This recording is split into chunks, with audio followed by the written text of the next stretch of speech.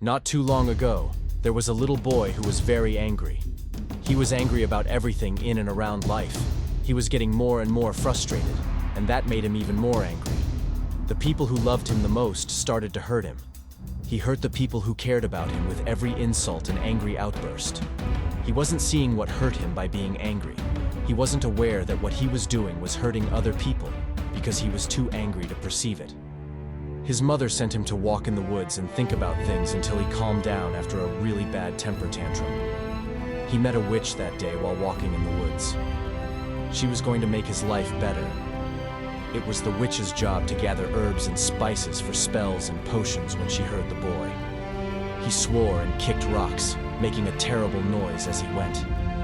The little boy was so angry that he didn't notice the witch until he was right in front of her. He was cursing and kicking sticks as he went. "What are you?" he said. "You're in my way," in a furious tone. "I'm a witch, and I can change you into a frog, or make your tongue talk like a parrot. I might even change you into a mouse or something worse. So I would stop being rude," the wise witch replied. "Well, you're in my way." "And you smell," yelled the mad boy. The witch told him, "You're a mean little boy. I think you need to be spanked."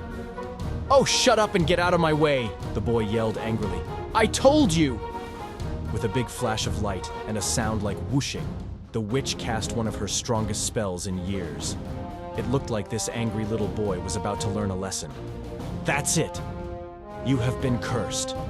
Now whenever you get mad and want to insult and abuse someone, you will blow fire like a dragon." Following this, the wise witch left, leaving the little boy feeling a little lost and confused. There was no longer any anger in the boy when he got home. He was much calmer than before. He felt better now that he didn't think about the witch or the curse. He began to lose his temper at the dinner table in the evening. The little boy got very angry just as his father was about to eat a very nice-looking potato that was sitting on his fork. As soon as the little boy opened his mouth to curse, the witch's prediction came true. A burst of flames as strong as a dragon shot out of his mouth, instantly killing the potato on his dad's fork. The boy quickly put his hands over his mouth to stop any more damage. He was shocked and shocked. He was no longer angry, but horrified and shocked by the damage he had just done. When the little boy was told it was time for bed that night, anger came back. Another time, as soon as the little boy opened his mouth to vent his anger, a huge fireball shot out. The walls were burned black, and the TV that took a direct hit was melted and warped. That night, before bed, our little boy thought for the first time in his life about how his anger was affecting the people around him.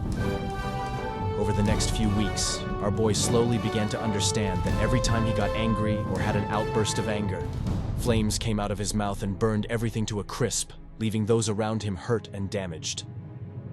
People in town were starting to be afraid of the little boy because he was known for blowing flames whenever he got mad.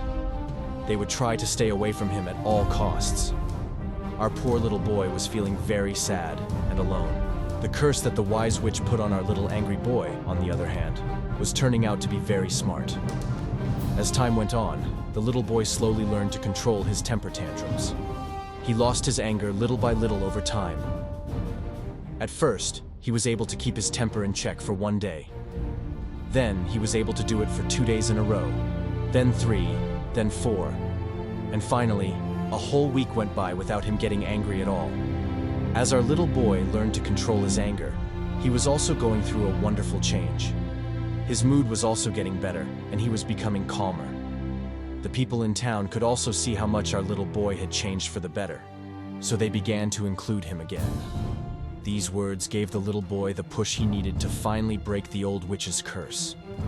Our little boy worked very hard and with great control to get rid of the last few flakes of anger that were still in his body. He had finally mastered his anger and beaten his curse of blowing fire.